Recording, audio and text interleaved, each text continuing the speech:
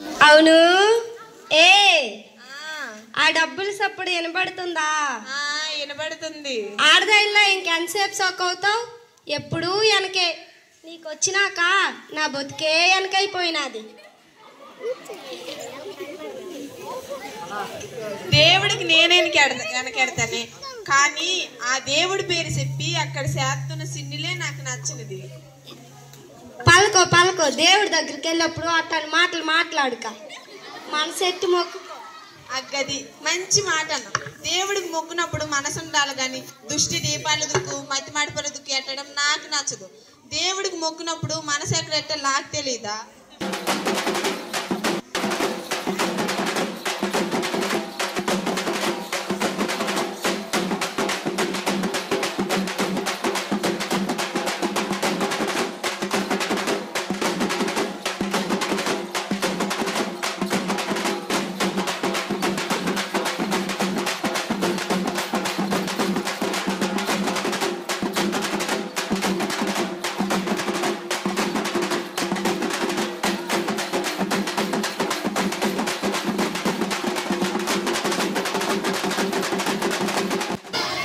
అరే అదేంటది? చిత్రాల చిన్నోడు చిన్నప్పటి నుంచి మన ఇంటి దగ్గర పెంచుకున్న కోడి పుంజే. 7 కొమ్ములు పుంజు ఏటేస్తాను మొక్కుకున్నాను. అదే ఇది 7 కొమ్ములు పుంజు ఏటా? ఏటమ్మూరు తల్లికి మరి ఓలే చిన్నప్పటి నుంచి పిల్లకి పెంచినట్టు పెంచావు కదా, ఇప్పుడు అమ్మోరు పేరు చెప్పి దానికి బలించడానికి నీకు చేతులు ఎలాగొస్తున్నాయే? పెద్ద చెప్పొచ్చాడండి యాదంతి. ఊరలందరు జడ్డులా మేకపోతుల్లి గరిపోతుల్లి బలెత్తుంటే ఏదో ఖర్చు లేకుండా ఇంట్లో దాంతో సరిపెడుతుంటే చూడవు. ఇంకా బుజ్జమ్మ నా మాటినే అని చూపు చూడే చిన్న పిల్లలాగా కెలా కెలా చూస్తుంది. నీకు పుణ్యం ఉంటుంది దానికి చెయ్యికే. అమ్మ నూకలమ్మ తల్లి కిల్లిపోలమ్మ తల్లి నీ దయసో మాకే ఆపద రాకుండా చూడాలా. నేనేట అంతలో నువ్వే చేస్తున్నావు దానికి ఏ చెయ్యికే. దానికి బలిచ్చి మనకు మంచి జరిగిపోవాలా? తప్పు జరిగిపోతుంది. నేను ముందు నుంచే చెప్తున్నాను కదా, నా మాటినే. నువ్వేలాంటి జడ్డోడువో ఇది కూడా అలాంటి జడ్డదయ్యే. రారా ఇంటి యజమానిగా నువ్వే దీన్నొట్టుకొని అందరూ చల్లగుండాలని మొక్కుకో. అమ్మా ఇదే న్యాయం తల్లి. ఇలా నీ ముందు ఈ మోగు చేవల్ని భరించి మా కోరికలు తీర్చి తల్లి అని అడగడం ఇది ధర్మమా? జై నొక్కలమ్మ తల్లి, మా అందరికి రక్షించు. ఒలము ఏటి ఒలిపొట్టు అమ్మోరు కోడి పుంజుని అలా వదిలేసావు. అమ్మోరికి ఎంత కోపం వస్తుందో, ఏ ఉపద్రతం ముంచుకొస్తుందో, ఏం చేతునమ్మో. నువ్వు పళ్ళకుంది ఏది కాదు. ఈ గండడికి నమ్మినా నేనట్టెట్టు మునిగిపోయినాను. మళ్ళీ ఇంటికి వెళ్ళి మొదలెడతాను. ఆ తల్లికి సెలవు చెప్పాను. తల్లి శాంతించమ్మో మన్నించు. మనమే గొప్పోలమని మానవుడు ఏడు చేసినా చెల్లుతుందని ఇలా ఈ మోగు జీవన్లు బలిస్తే ఆ బాధ ఎవరికి? మనకు కదా. మా పెద్దస్ సార్ చెప్పినట్టు మీరు బతకండి మమ్మల్ని బతకనివ్వండి అని ఆ మోగు జీవాలు మనకే మొక్కుకుంటాయంట. కానీ మనం మొక్కుల పేర్లు చెప్పి ఆటిని భరించేస్తే ఆ బాధ ఎవరికి? మనకు కదా. ఆలోచించండి. ఇదేటో అనుకుంటుంది. మూఢనమ్మకాలు పట్టించుకోకండి.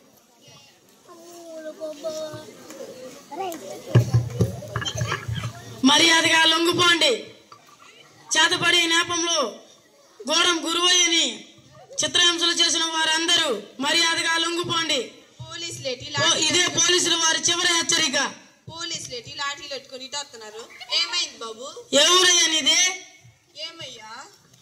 అడిగిన దానికి సమాధానం చెప్పకుండా అడ్డు ప్రశ్నలు వేస్తున్నాడు. Non sense.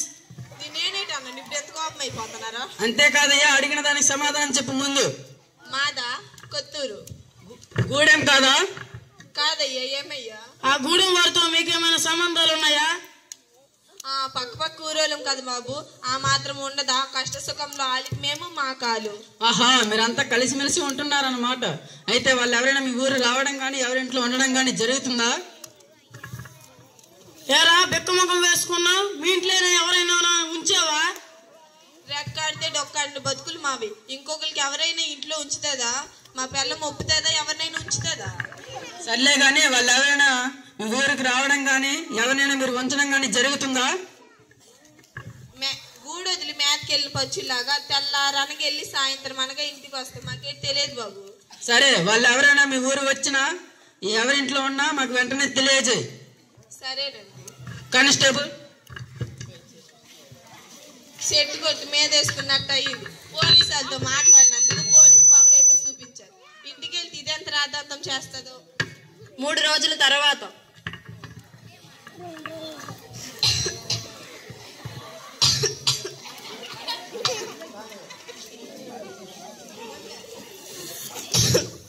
మొన్న నువ్వు చేసిన దానికి ఇట్టా జరగదేటి మరి. దానికి దీనికి సంబంధం ఏంటి? అర్థం పర్థం లేని మాటలు నువ్వు. ఆ కూర్చి ఇలా కూకుంటాను.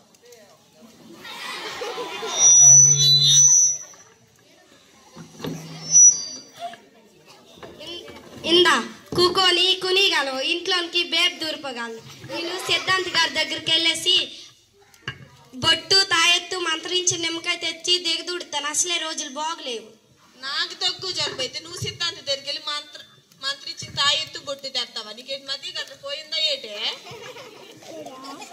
నువ్వు పలుకొనుండు, ఏటి మాట్లాడక. ఆ గూడెం వారందరూ ఇంటికో మనిషి మంచాన్ని పట్టేశారంట. అసలే రోజులు బాగలేవు. నేను వెళ్తే నువ్వేటి మాట్లాడక.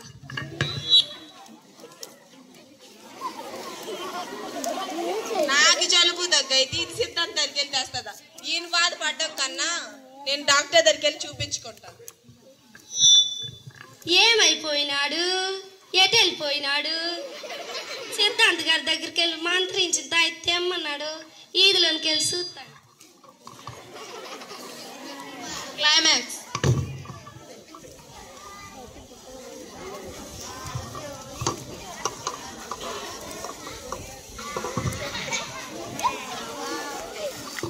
ఏవండి వచ్చేసారండి?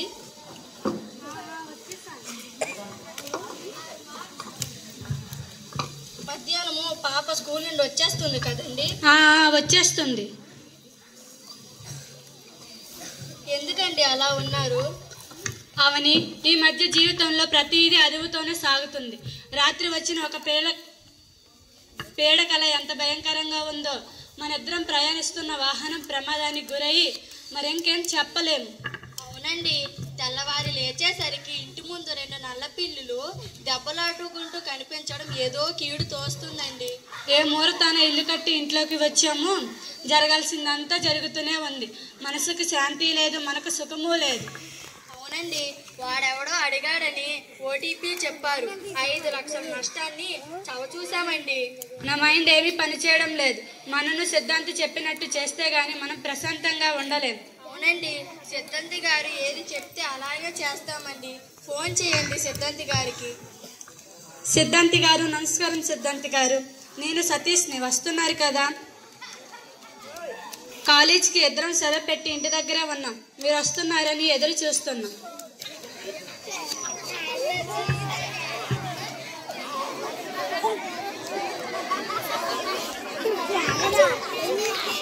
అవని, సిద్ధాంతి గారు వేరే చోట పూజలో ఉన్నారు. వచ్చేసరికి పూజ సామాగ్రి సిద్ధం చేయమన్నారు. సరేనండి. పాప ఒక పూట అయిన తర్వాత ప్రిన్సిపల్ గారికి చెప్పేసి వచ్చామన్నాను.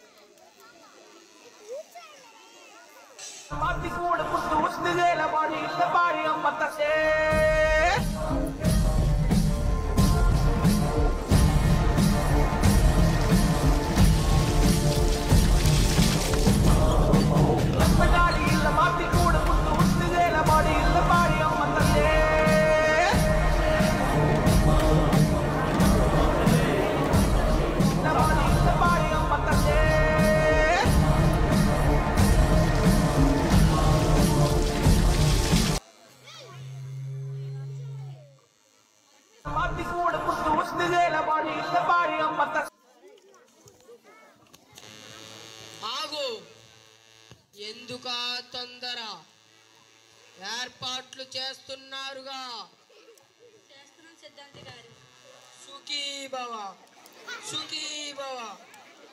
అన్ని సిద్ధం చేశారా? చేశాం సిద్ధాంతి గారు. ఈ అమ్మాయి వస్తుంది సిద్ధాంతి గారు.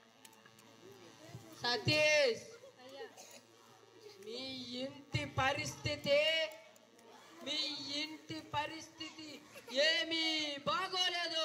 అయ్యా అవునయ్యా, నేను చెప్పిన అన్నిటికీ మీరు సిద్ధంగా ఉన్నారా? సిద్ధాంతి గారు. లేకుంటే మీ ఇద్దరి ప్రాణాల్ని బలి కోరుతుంది. అయ్యా మాకే ఎందుకు ఈ దుస్థితి వచ్చింది? రక్షించయ్యా, రక్షించు. మీరు ఎలా చెప్తే అలాగే చేస్తాం. సతీష్, మీ ఇంటి 4 మూలల నుండి మట్టి తీసుకురా. సిద్ధాంతి గారు, ఈ బాధలన్నీ మాకేనా? బాధలందరికీ ఉంటాయి, కానీ మీ పరిస్థితి వేరు. ఈ పూజా కార్యక్రమంతో మీ కష్టాలన్నీ తీరి కొంతవరకు ఊరటగా ఉండగలరు. కానీ నేను చెప్పే ఆదేశం అది నాది కాదు, ఆ శక్తి పలికిస్తుంది.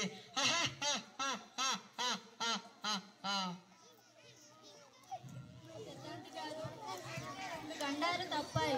మీరు ఎలా చెప్తే అలానే చేస్తాం సిద్ధాంతి గారు.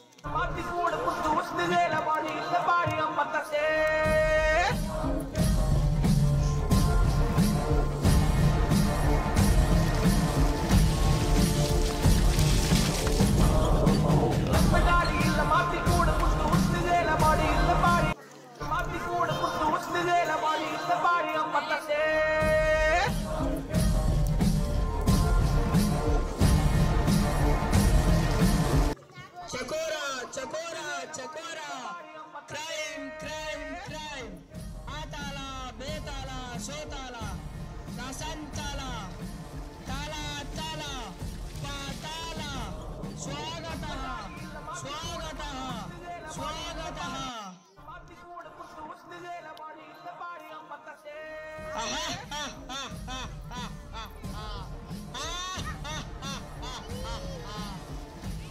శక్తి వచ్చి కూర్చుంది. శాంతి శాంతి శాంతి.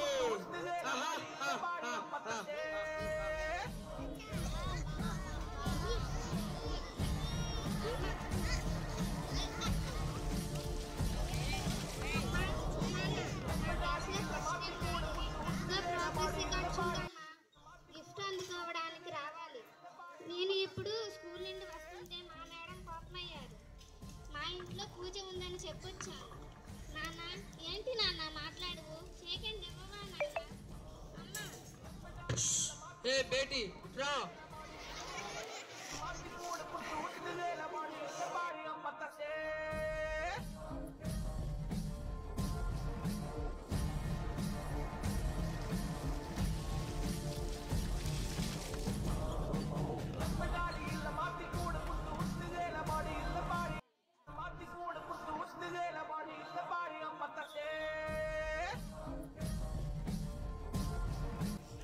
మీ ఇద్దరు పూలదండలు వేసుకోండి. భలే భలే, నాకు పూలదండ వేశారు. మీరెవరు పట్టించుకోకపోయినా హ్యాపీ హ్యాపీ. హే, నిశ్శబ్దం, అంతా నిశ్శబ్దం.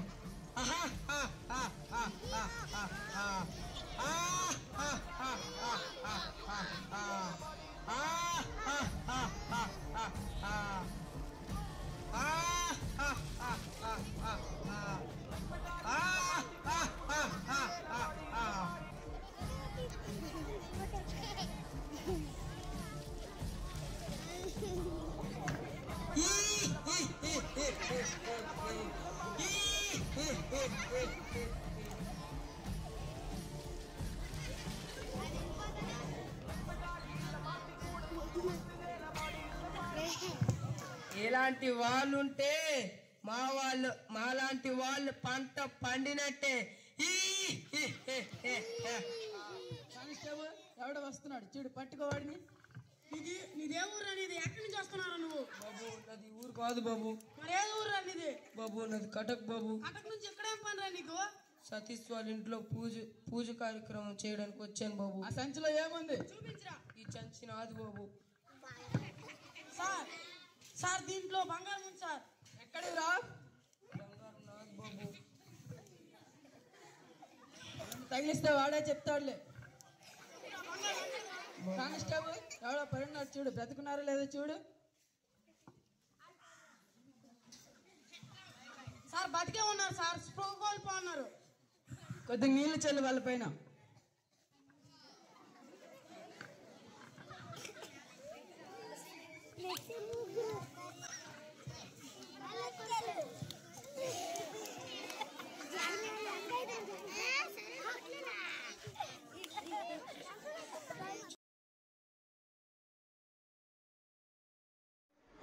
ఆది మానవుల కాలం నుండి అంతరిక్షంలో అడుగు పెడుతున్న నేటి కాలం వరకు అంతరిక్షంలోని చంద్రమండలంలోని ఉన్నటువంటి గొప్పతనాన్ని చూడడానికి మన భారతదేశం కొత్త పొంతలు తొక్కుతూ ఉంటే మూఢనమ్మకాల పేరుతో దోపిడీలు దొంగతనాలు చేసుకుంటూ ఈ మోసపూరిత ప్రయాణం ఎంతకాలం ఇంకెంతకాలం?